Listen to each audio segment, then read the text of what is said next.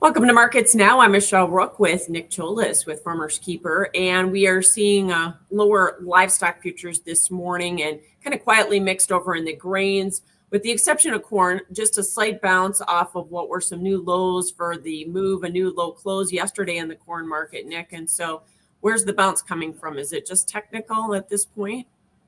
I mean, it seems like it. One of the biggest stories today is just that we hit that all-time low on the March 24 contract. That's kind of scary as we're just in this channel pattern heading down on corn.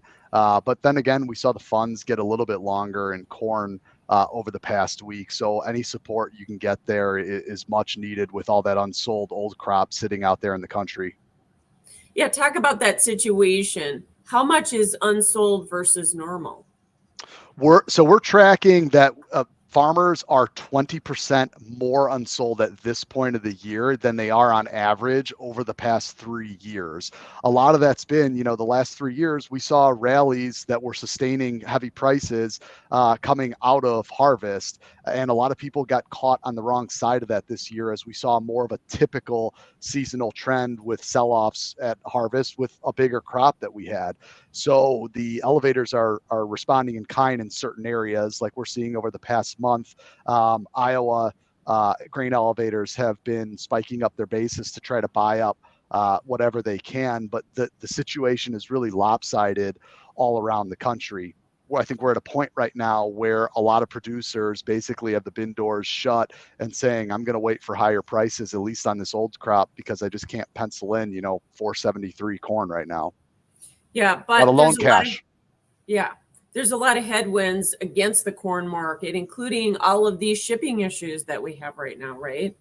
Absolutely. And when you look at it, whether it's the Panama Canal and the Suez Canal, or the crisis that we've got going on right now, that's mostly political, right, at the U.S.-Mexico border. On one hand, we have something that we can't do anything about with Mother Nature, with the canals, but on the other hand, the shipping issues going south to Mexico, those are created by us politically, right? Both sides of the aisle are responsible for not having any type of resolution there.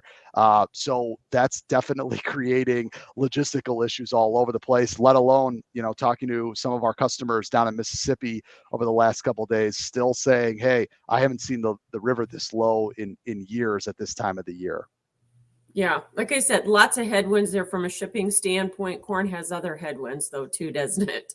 Yeah, absolutely. I'm going to be interested to see as we get into this acreage battle for 2024 what the producer's really thinking.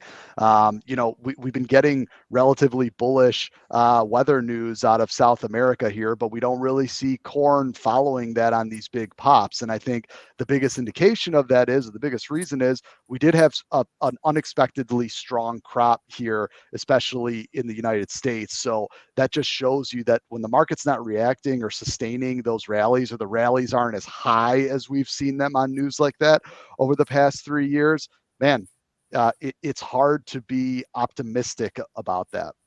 Yeah. Soybeans have done better, holding above the $13 mark. And obviously, that market is still trying to figure out if we're going to have crop losses in South America. Right now, we're narrowly mixed here today. But, when will the market sort that out and move one way or the other, do you think? Look, the trend is your friend overall, and nobody knows what's going to happen with the news going out in the future. That's impossible to predict. But what we do know is, on the numbers, on average, most years we tend to see lows like this in harvest, even though we've forgotten about that the past 3 years. This has been a really tough lesson to learn. That's a stark reminder of that. But typically we see the highs in corn and soybeans in that May to July time period, usually seeing the height of the harvest contracts sometime in the first or second week of June. So if I'm a producer that's unsold on new crop there, that's what you've got to be looking out ahead at it and hoping we come up there, which is also not guaranteed. But it's all about rewarding the market as we see those opportunities arise. Yeah. So soybeans, do you think we're going to get a bigger rally here based on the South American crop and some of the problems that we've seen down there? Well, now we're seeing a little bit of a more positive precipitation outlook in the right areas in Mato Grosso. So that's like perfect timing for them. So if that does hit, we could take a bigger hit. And you were asking before the show about, is corn going to start following a little bit of a stronger trend, or come up to meet soybeans if there's demand there, and we're not seeing that. Well, now, if those rains hit right at the right time, and the way these hybrids are reacting these days with droughts and still producing great yields, man, imagine what happens to corn then Yeah. if soybeans really take a hit. That's what I'm more scared about. No, that's a really good point. I will point out, though, that even though there's rain in the forecast for Brazil, they've had rain for the last several weeks, and it just keeps either disappointing or pushing off. So that's the only reason I mentioned that. Sure. Good point. I do know we have rain in the forecast. You mentioned the wheat market here, and we have seen some demand news that pushed the market higher when China came in to buy. I know Egypt's been in buying the last couple of days, but that's Yeah. gone to Russia. So what's going on in that market right now? Look, we've seen some sales here as farmers are thinking, okay, maybe this is as good as we're going to get, looking towards harvest contracts. But we've got to realize how much and how cheap the Russian wheat is out there on the global markets. By the way, that's another, honestly, politically created issue with everything going on with their war in Ukraine, right? Those are some things where we could step up more in Washington to put more pressure on them. That would help the American producer, right? So I know there's a lot of fear out there about what's going on geopolitically and where we're spending our money, and how we're spending our money, and that's been tied to the domestic immigration issues, which also need to be solved. And very smart by the Republicans to be tying those two deals together.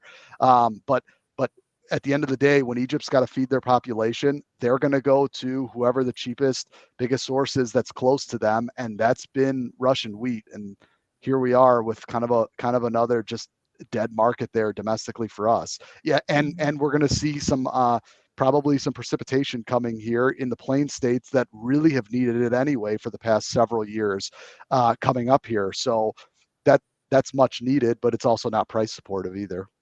No, it's not. What are basis levels doing on wheat? Basis we're seeing just all over the place. I mean, it depends on where we're looking domestically. When we pull it up and look at the changes over the past month, we track all this data of where basis has been and where it's going. We're not seeing enormous changes across the wheat belt. I'm trying to pull it up here and just take a look. I mean, if you look further up north into the Dakotas, it's been strengthening, but as you get closer to the river, we're seeing pretty much unchanged, and that's really just indicative there also of what's going on with the global trade. Yeah, and you hinted on it earlier about corn and soybean basis levels, but that's kind of a spotty situation too, isn't it? Yeah, it has been. I mean, we saw big shifts away from the river earlier on in harvest when river levels were so low, and demand wasn't anything really to write home about. Now what we're seeing in certain areas, especially in north central Iowa and that southern part of Minnesota, there is elevators, especially going out to January, are trying to bid up to get some of that grain out from the bin doors, which is what's got to happen here as futures come down. By the way, another situation we really haven't seen that's more typical, right? If futures go up, everybody expects basis to go down. If futures go down, everyone expects basis to go up to buy. The past 3 years, we've seen futures going up and basis going up to stimulate sales. Now the elevator's trying to do a little bit more of that work for you. I feel bad for the guys in those areas that are sitting on basis contracts right now from way back, because we're looking at lower prices, and basis has gone up on there. So that's where those basis contracts can be more risky than they appear when they're set. So you said sometimes the elevators have had to bid up to pry grain out of farmers' hand. What about livestock producers right now? Are they buying hand to mouth, or what is your advice for them overall in terms of getting feed needs lined up?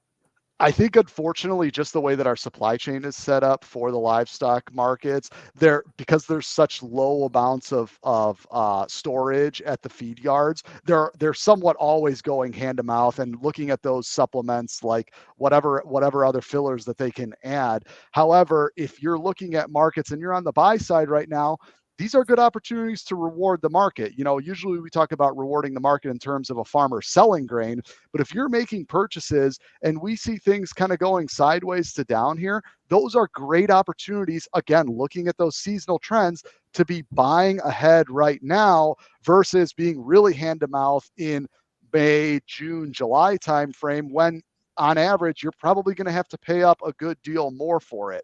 Just slowly rewarding the market helps with that. All right. Some good advice this morning, as always. Thanks so much, Nick Tsiolis, Farmers Keeper, that is Markets Now.